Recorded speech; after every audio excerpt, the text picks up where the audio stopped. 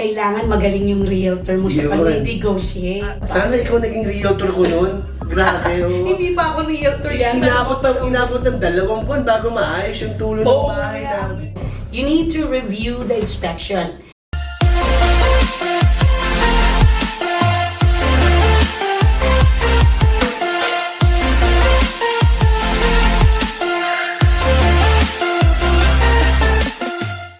Hello everyone, this is Elizabeth Velasco from the Velasco team of Remax Gold, and this is Alvin Reyes po with Supreme Lending, and welcome to our 5th episode of Bahay Pinoy sa Tate. Hi Ate Elizabeth. Ay, kumusta na? Eto, everything is good naman. How are you? Everything's good? I'm good. I'm excited on our 5th episode. Sakto. Alam mo Ate Elizabeth, ang dami kong mga friends na napapanood tayo.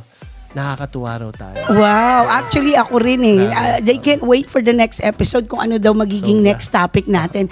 Actually, itong topic natin, I think a lot of home buyers wanted to find out about this. So, including me, my first, bumili ako ng unang bahay, that's why I wanted to have this topic, is because these are the things na medyo nagkaroon ako ng konting problema that I don't understand a bit, Oh, as a first-time home buyer. As a first-time home buyer. Correct, okay. So, what we want to be able to do is share you what is the inspection report is when it comes to buying a home. Or what are like types of inspections that you could do when you're buying a home. Exactly. Actually, I'll give you like history on that. Yes. When I first bought my first home, hindi ako nagpa-inspection kasi nga wala akong realtor, walang nag-advise sa akin na kailangan mo magpa-inspection. What about you? Ganun nga rin nangyari sa akin, no?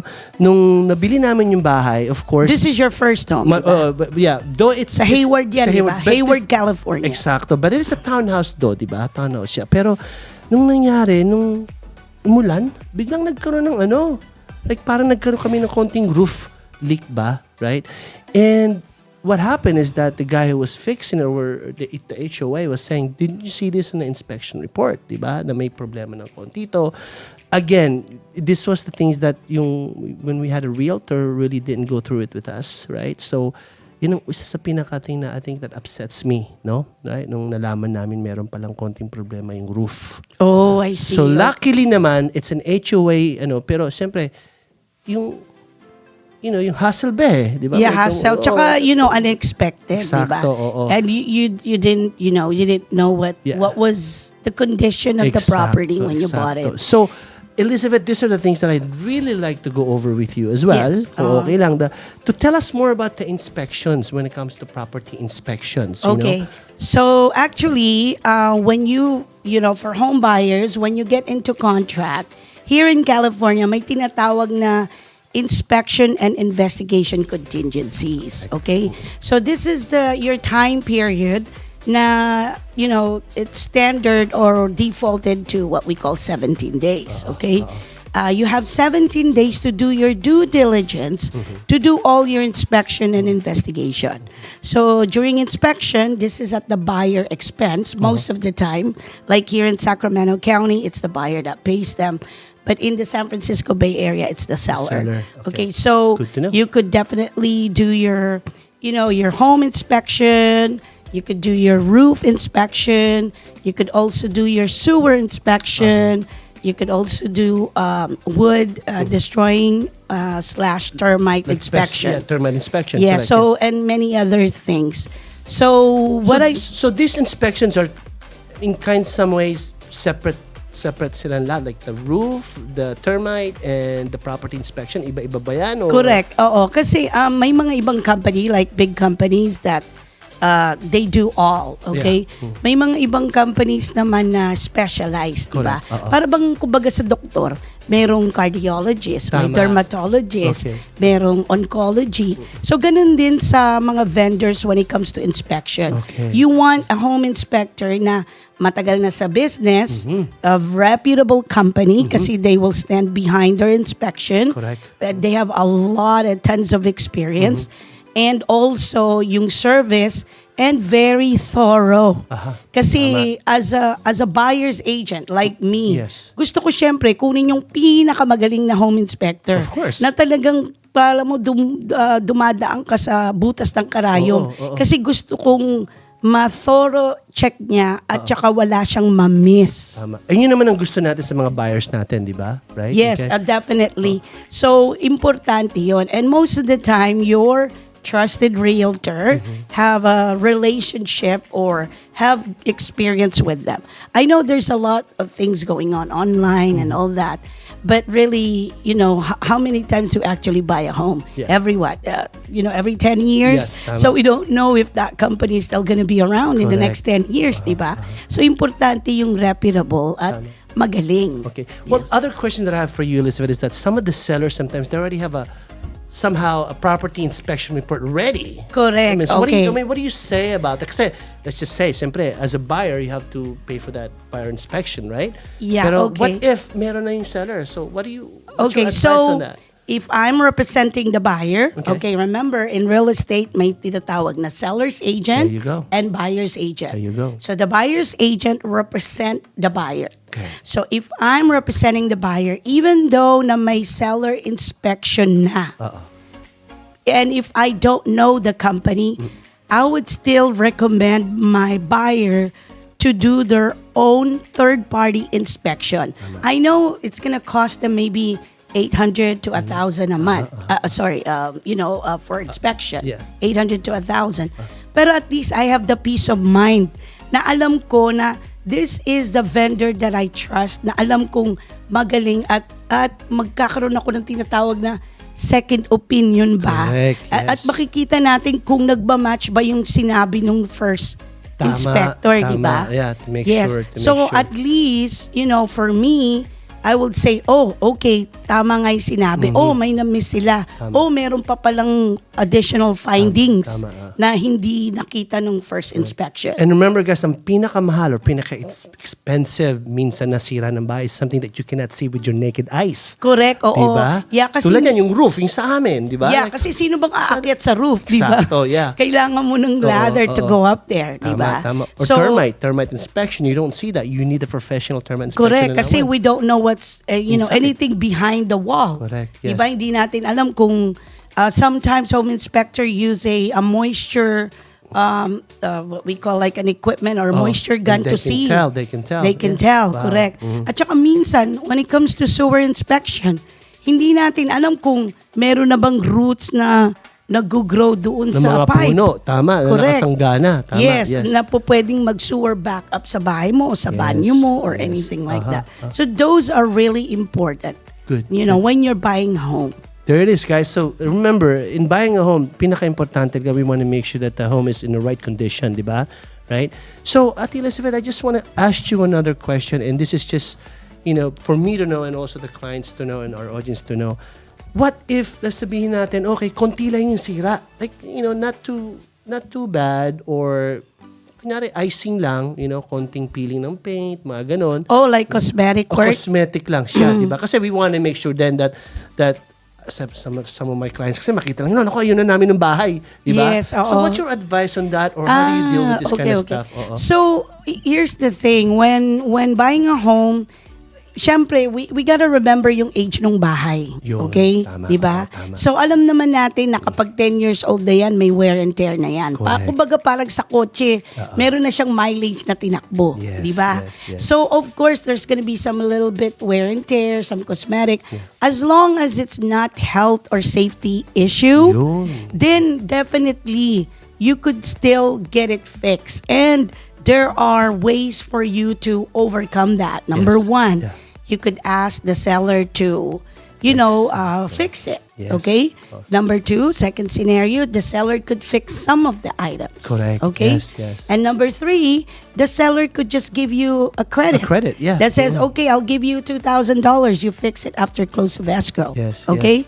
Or number four, there could be a price reduction. Na There po you pwede go. yun. And of course, number five, the seller, per contract is not obligated to fix anything. There you go. So So what does that mean? Kailangan magaling yung realtor mo sa Yun. pag-negotiate. Yun nga yun. So it goes Yes. back to the default for negotiating, Kung di ba? sino ang i-hire mo na magre-represent sa'yo Yun naman yun. at magre-represent sa buyer. Sana ikaw naging realtor ko noon. Grabe, oh. Hindi pa ako realtor yata. Inabot ng 2 buwan bago maayos yung tulo ng Oo, bahay ang namin. hirap pa naman yun. Oo. Buti hindi tag-ulan. Tag-ulan nga yun. Anong ginawa mo? Nilagyan mo ng... may batya kami doon na kaya medyo anyway, those are the things that I really just want to be able to, like I said, to share to everybody and also share from you as a professional realtor kung gaano ka-importante ang home inspection. Correct, yes. And with your instance, like I know maybe they advise you na, hey, you know what, anything outside Yeah, is gonna be covered by HOA. Yeah. But still, by you having that inspection, Yeah. at the close of escrow, you could have advised the HOA that says, hey, I have this report. Yeah. My unit is gonna be prone to correct. leaks Yeah. and I need this to be taken care of Yes, ASAP. yes. Kasi hindi natin alam till really na matuluan ng tubig eh. Correct. Di oo. ba, right? Yes. And that's then, when you find out. and then did your insurance cover it? They did. They Okay, did. yes, And pero luckily, napaka-hassle. Yun nga lang, the hassle of, alam mo yun, umabagyo tapos umuulan. Nakakabwisit lang. Buti hindi nagka-mold yung bahay mo. Hindi naman. Ah. Nakakabwisit lang talaga. At saka napaka-hassle nun. Oo. Ay, magkano ba deductible mo na sa insurance? Hindi, mura. Tanda ko, mura lang naman. Hindi naman kasi may HOA insurance din, di ba? Ay, oo nga di ba? pala, So, hindi naman correct. pero nga hassle nga ka. Nung paggising ko, alam ko, nasa Pilipinas ako eh. Ano ba yan? Di ba? Tumutulo. Anyway, I think that's all that I want to be able to share you and questions from you, Ate Yes. Elizabeth. oo. anything So, else that I you wanna mean, I wanted add? to, make sure na, as a home buyer, really importante na if you don't need to remove your inspection and investigation contingency kasi Exacto. you need to do your own diligence. But again, market to market kasi minsan may mga market na talagang hot na wala kang wala na. choice. Oo, Na talagang, depende. bahala na si Batman basta Tama. makuha ko lang yung bahay. Tama. So again, that's at your own risk, Yes. okay? And you're advising against the broker's advice if you do that. Okay? Last question lang. So, magkano ba roughly lang, magkano ba ang home inspection? Depende sa area. Oo. Okay, so here in Sacramento, Oo. a termite or a wood destroying pest inspection about 150. Okay, alright. Tapos a general home inspection is about maybe like 550 to 700. Not bad, okay. And then roof is mga about $100. Okay, alright. So- and then another, let's say, if you do a sewer, then that's another 150. So about $1,000. Yeah, well, $1,000 is just basically nothing, Nothing. knowing that your property is in the right condition. Yes, and then not only that, kasi importante talaga na alam mo kung ano yung binibili mo Tama, eh. oo, Kasi lalo na sa mga first time home buyer, ang hirap na nga mag-ipon ng down payment Tama tapos yan, ito magpapagawa at magpapaayos Tama ka. naman Hindi siya. naman yung marami kang nakatabing pera dyan na limpak-limpak na sa salapi na pang ayos pa sa bahay, Yeah. di ba? So importante na at least prepared ka. You know what I mean? Na okay, na I need to have this reserve of funds to fix these items. I know it's lower, but you need to allow for those repairs. Yes. Great. Yes. And then also wanted to tell the viewers, okay, now when you do general home inspection para siyang general practitioner. Yun. Okay, when you say general practitioner sa doktor, you need to review the inspection. Kasi on the inspection, sasabihin sa iyo doon na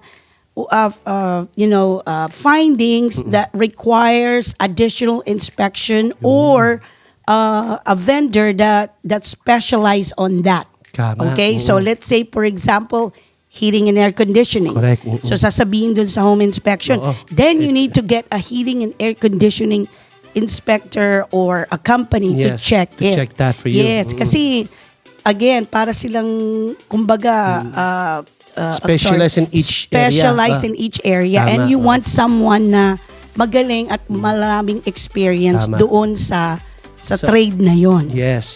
That's good to know. Yeah, Yes, that's so good to that's know. really important, di ba? Great, Yes. great. Good information to have, guys. Yes. Oo. So, anyway, ikaw naman, what about, ano naman ang naging experience mo dun sa second house mo? Second home ko, kasi bago yun eh. Oh, brand so, new.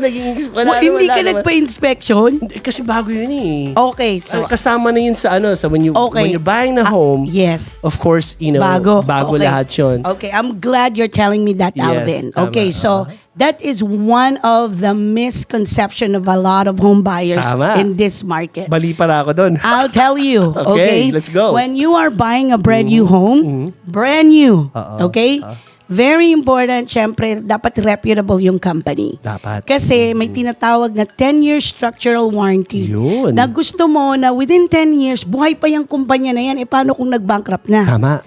Sino nang hahabulin mo para paayos yun? Lalo na ngayon, sa panahon ngayon, hindi natin alam, di ba? Yes, oo. So, when it comes, this is what I advise to my client. You could definitely do your home inspection while construction. Yeah, okay? tama. But as you know, the builder actually goes through approximately about 20 inspections. Correct. When they're building a house. Tama. From the city to what we call each trades, and then all kinds of vendors that actually go through that process. Yeah. So what I tell my client is may tinatawag na 1 year fit to finish. Ano ba yung sabihin ng 1 year fit to finish? Okay. Ano Ibig nga ba? sabihin yon, bumper to bumper, covered lahat. Wow.